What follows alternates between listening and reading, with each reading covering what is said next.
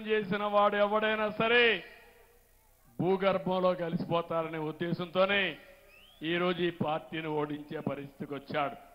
నేను ఇక్కడే మీ అందరికీ ఒకటి హామీ ఇస్తున్నా.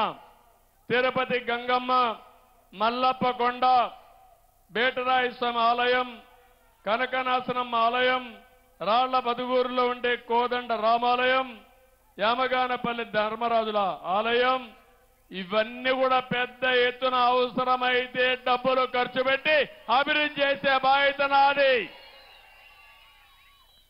మంచి దేవాలయాలుగా తయారు చేసి మీరు కూడా రోజంతా కష్టపడి మందుల షాపు పోకుండా, మద్యం షాపు పోకుండా దేవాలయానికి పోయే కార్యక్రమానికి శ్రీకారం చుడదాం.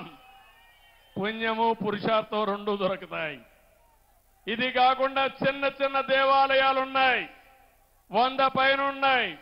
అవసరమైతే ఓ దేవాలయానికి 10 లక్షలు 20 లక్షలు కావాలంటే ఇచ్చి పూర్తిగా అభివృద్ధి చేసే బాధ్యత తీసుకుంటాం.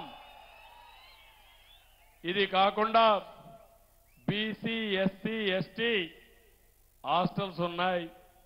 హాస్టల్స్ అన్ని దెబ్బతిన్నాయి, చాలా ఇబ్బందుల్లో ఉన్నాయి. అవి కూడా బాగు చేసే బాధ్యత తీసుకుంటాను. ఇప్పుడే కలెక్టర్కి ఆదేశాలు ఇచ్చా. 1 వారంలో యాక్షన్ ప్లాన్ తయారు చేయండి.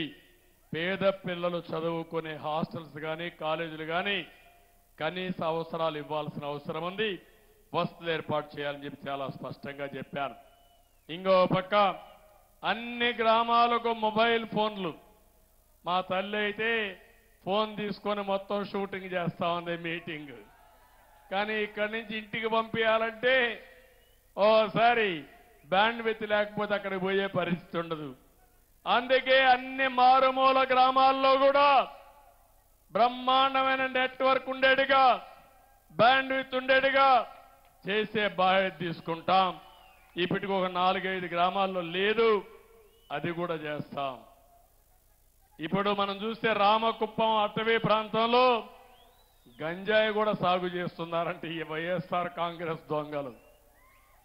అంటే గంజాయి పెరట్లో పండించే పరిస్థితికి వచ్చేసారు వీళ్ళు.